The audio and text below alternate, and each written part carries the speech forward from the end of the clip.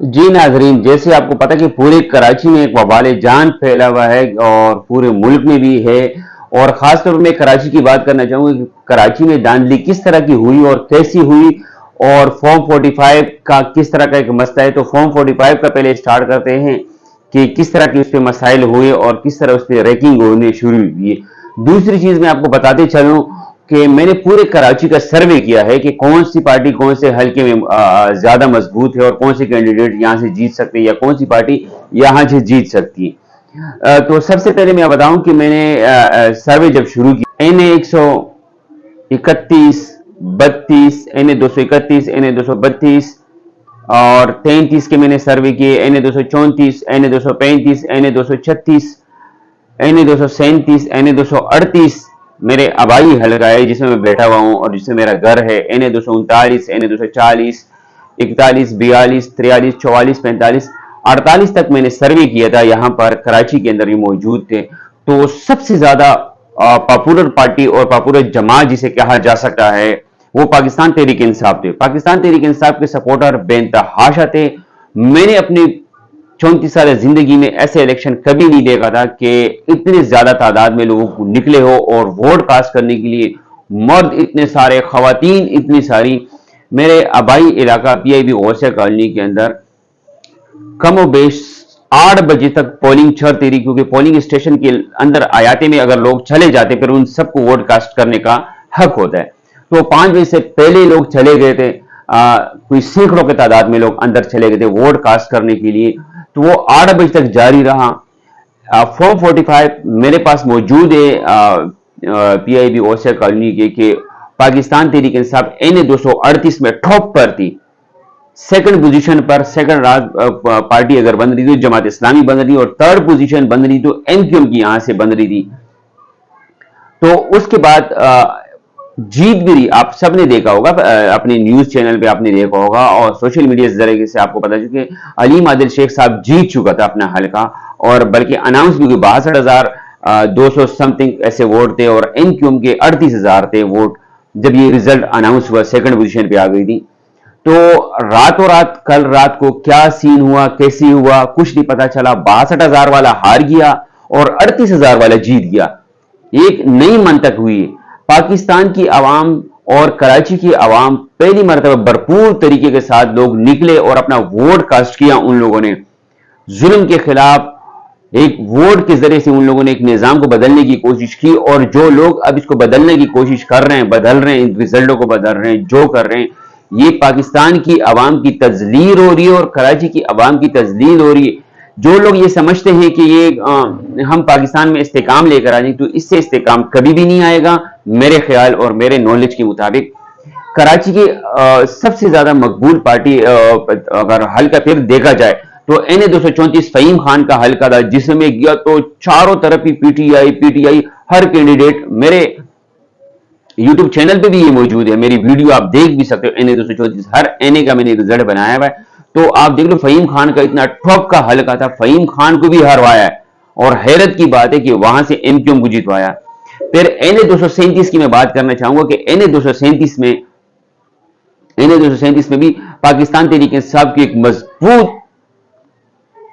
एक मजबूत किस्म की कैंपेन चली। और उसके बाद उनकी मैंने सर्वे जब की, सॉरी, कैंपेन से पहले मैंने जो सर्वे किया तो तहरीक इंसाफ की इतना रुझान, तहरीक इंसाफ, हाँ पीपल पार्टी उनकी पीछे दूसरे नंबर पे थी। लेकिन अभी आप अगर देखें तो रिजल्ट चेंज होने शुरू हो गए। मेरे एक हिसाब के मुताबिक पाकिस्तान तहरीक इंसाफ 18 सीटें कौमी असम्बली की जीत चुके हैं और 26 सीटें सूबाई असम्बली की वो जीत चुके हैं। आपको बताऊं एक और चीज के फॉर्म 45 फॉर्म 45 क्या होता है। फॉर्म 45 किसी भी पोलिंग बूथ का एक रिजल्ट होता है। सपोज करें फॉर्म 45 पे लिखा होता है कि तहरीक इंसाफ ने 100 वोट ले लिए, एमक्यूएम ने 200 वोट ले लिए, जमात इस्लामी ने 300 वोट ले लिए, टीएलपी ने 50 वोट ले लिए। हर पार्टी के आजाद उम्मीदवारों के सबकी ये एक पोलिंग स्टेशन का रिजल्ट होता है फॉर्म 45।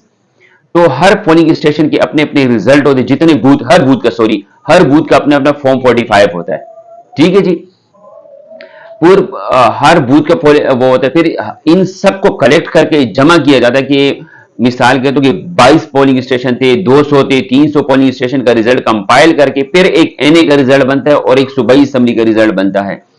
तो इस तरह का ये मामला होता है। ये सबसे बड़ी मजबूत चीज तहरीक इंसाफ के पास जो है इस वक्त जो मौजूद है वो फॉर्म 45 की शक्ल में उनके पास मौजूद है, और वो एक सबूत है जिनके ऊपर मैं चला भी सकूंगा। मेरे स्क्रीन पर आप देख लोगे कि फॉर्म 45 जो मेरे पास अभी आए मेरे इतलात के मुताबिक एनए 245 सॉरी एनए 238 के जो फॉर्म 45 है, मैं खुद अपने स्क्रीन पे भी चला दूंगा कि वो सब मौजूद है, और कैंडिडेट के पास भी मौजूद है, उनके जो भाई है हलीम आदिल शेख के भाई।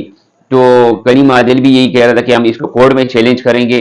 इस तरह के अगर आप पीएस की बात करें, सूबाई असम्बली की नशिस्त की भी बात करें, तो उनके पास भी जमात सिद्दीकी साहब से मेरी बात हुई तो वो कहने लगे कि मेरे पास फॉर्म 45 पीएस 102 की मेरे पास मौजूद है, लेकिन रिजल्ट नहीं दिया जा रहा है, और रिजल्ट में कंपाइल तो है कि तहरीक इंसाफ जीती है और जीत किसी और के नाम हो रही है। तो पाकिस्तानियों की वोट की बिल्कुल तजलील हो रही है। इस तरह का ये मैटर बिल्कुल नहीं होना चाहिए। न ये मुल्क के लिए अच्छा होगा, न आवाम के लिए अच्छा है, और न इससे स्टेबिलिटी आएगी। तो प्लीज हमारे जितने आला मकाम पे और आला सतह पे जो लोग बैठे हुए उनको ये सोचना चाहिए, क्योंकि ये फैसले फिर अब कोर्ट में चैलेंज होंगे। और एक इंटरनेशनल मीडिया भी अब बोलने लग गया, 8 से 9 ट्वीटें कर चुके हैं, मुख्तलिफ इंटरनेशनल जजीरे इंटरनेशनल अखबारात बात कर चुके हैं। तो प्लीज आप उनका भी ख्याल रखें कि वो हमारे मुल्क के बारे में किस तरह की राय कायम करना चाह रहे हैं और किस तरह का हम रिप्रेजेंट करेंगे जो हमारे हुक्मरान होंगे कल को, जो जिन लोगों ने ऐलान कर दिया।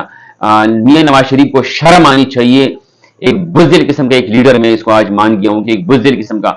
आप 64 सीटों पे आपकी पार्टी है और आप ऐलान कर रहे हो, विक्ट्री स्पीच कर रहे हो कि मैंने लार्जेस्ट पार्टी मेरी और मैं इलेक्शन जीत चुका हूं। किस मुंह से आप कह रहे हो ये कि मैं जीत चुका हूं?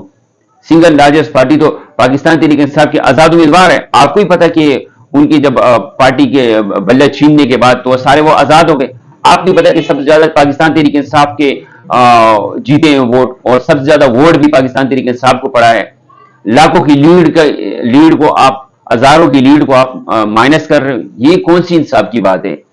और एक और पाकिस्तानी कौम को बताया चलूं, जैसे पिछले 16 माह की पीडीएम की हुकूमत है, मियां नवाज शरीफ की फिर एक पीडीएम की हुकूमत बनने जा रही है, और पाकिस्तानी आवाम को ये इतना तरसाएंगे, इतना तड़पाएंगे कि ये याद रखेंगे, हम सबको ये ले डूबेंगे, क्योंकि ये मेरिट पे नहीं आए। इनको पता है कि हमने जीता तो नहीं इलेक्शन, और हम तो आवाम को जवाबदेह भी नहीं होंगे। ये हमें इतना रगड़ा देंगे कि पाकिस्तानी आवाम खून की आंसू रोएगी।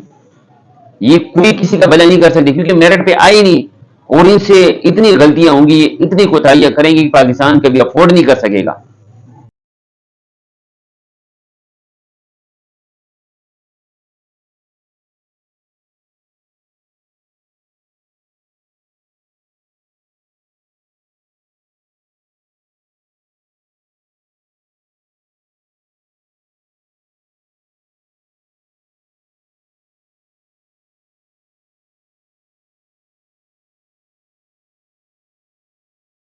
भी अपने राय का इजहार करें कमेंट में, और हमारे चैनल को सब्सक्राइब करें ताकि हमें मोटिवेशन इससे मिल सके। Thank you so much.